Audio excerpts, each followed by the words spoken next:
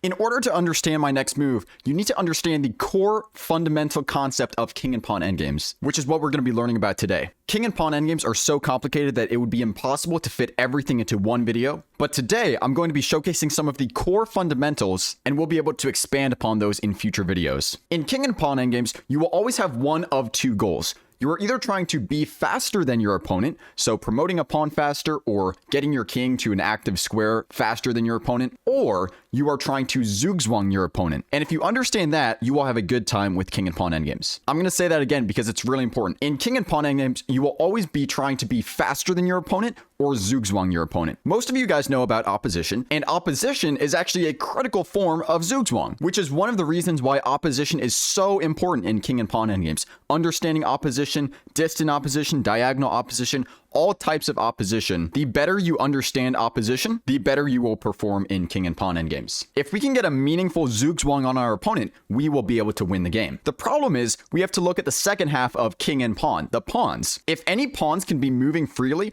this is called reserve tempi, because if you get the opposition but your opponent has a reserve tempi, they can use that reserve tempi and now your opponent has the opposition. This brings us to the main two principles about reserve tempi. The first, always hold on to your reserve tempi for as long as possible. And the second, always try to deprive your opponent of as much reserve tempi as possible. Knowing those two principles, can you find white's only drawing move here? Pause the video right now if you'd like to try to figure it out, or simply enjoy the show because here white has to play f5, disallowing his opponent from playing g6 and keeping in reserve 2 tempi for his h-pawn. Now, even though the a-pawn is lost, king takes a4, king c4, king a3, king c3, a4, white has just enough reserve tempi to keep black's king trapped on the edge of the board and draw this position. If this h-pawn was on h5, then black would win this position because white would be zugzwanged here. White would have to force the black king to escape, and obviously this would be losing for white. But here, white can keep the black king trapped with h4,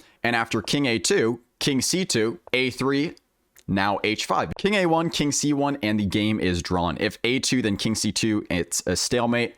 If king a2, then simply king c2, and eventually you will repeat. So, knowing what you know about reserve tempi, what move should black play in this position? Black started with g4, and this position is still actually drawn after king to e3. But this brings me to another endgame principle, which is very important to know, which is sometimes you can make a small mistake and the result of the position will not change. But if you keep making enough small mistakes, then eventually one of those small mistakes will change the result of the position. You'll either get a draw from a winning position or a loss from a drawing position. And that's also one thing you have to keep in mind when you're trying to press drawn endgames. If you're in a drawn position, many times you should not be expecting your opponent to just make a huge blunder that throws away the game. You should be trying to induce many small mistakes from your opponent, and eventually one of those small mistakes will change the result of the game. Once again, this position is still drawn, but since black has played accurately with g4, white must now respond accurately with king to e3. The move played in the game, king c3, was a losing move. White has no reserve tempi, but black has one, and eventually black will be able to sneak their king in.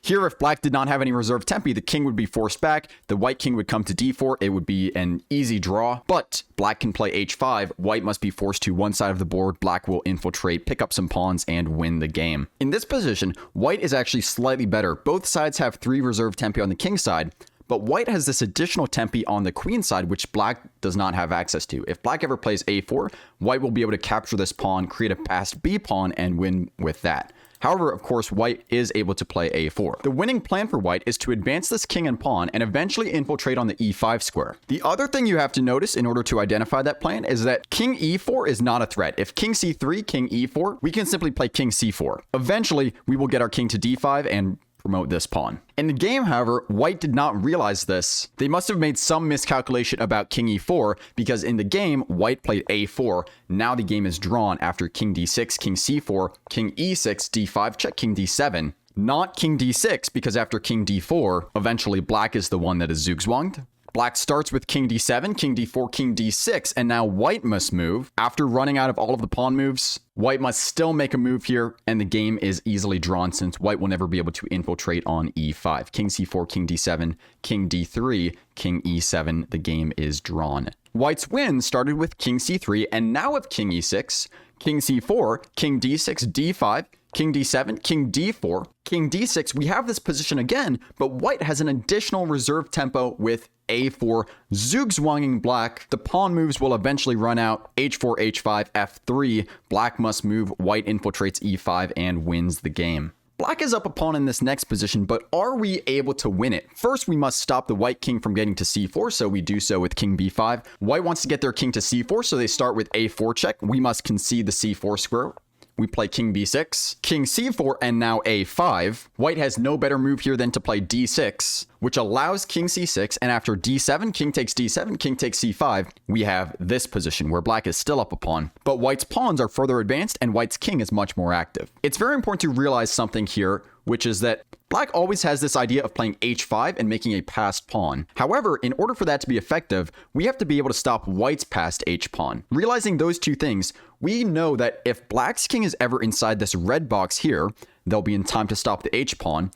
And so, if black's king is ever inside this red box, white's king must be inside this blue box. This is the start of the winning idea. We play king e8, and after king d5, king e7, black is trying to push white back and eventually infiltrate their position and capture the base of their pawn chain. If king d4, simply king d6, and black has gained the opposition, black will be able to infiltrate. So white tried king e4 instead, the idea being after king d6, white can play king d4, and white has opposition now. What is black doing until you remember that black has this reserve tempo, h6, black regains the opposition and will win this game. Going back to this position, I want to take a look at a cute line that you may have calculated based on the second position that we looked at today. Here, you might try something like this. King c7, king b5, king d6, with the idea that if king takes a5, we now trap white's king on the side of the board. Now king a6, king c6, a5, we have this waiting move of h6, king a7, king c7, a6. You may think that black is out of waiting moves, so what is black to do? Until black plays h5. The idea being that you can allow white to take this. You play g4, h6, g3, h7, g2, h8, g1 equals queen, and since the king is on h7, this is now check. And black gets this very cute staircase maneuver with their queen, checking all the way down the board. The f-pawn blocks the e4 square, king a7, queen c5 check, and eventually the checkmate on a6. Very, very cute from black. Unfortunately, this calculation does not work for black because white can play king a8. If you advance your h-pawn or capture, white will play a7, and now black must stalemate white, otherwise they're going to be getting a queen. And if you play the even worse move, king c8, well, you forgot that white can take your pawn with g takes h5. White will actually win this game. Knowing what you know now about king and pawn endgames and reserve tempi, see if you can find the move that I played in this position. The answer is, I played rook h5 because this is forcing my opponent to either play f6, and if we ever trade into a king and pawn endgame, my opponent no longer has that reserve tempi, or they have to play rook g6, adopting a very, very passive position for their rook, and I would be very happy with this. In the game, my opponent played f6, and we drew the game not too long after this. I hope you enjoyed my lesson about some of the core fundamentals of king and pawn endgames. Thank you very much for watching. Be sure to check out my YouTube channel and like the video if you enjoyed. Thank you very much, and I'll see you next time.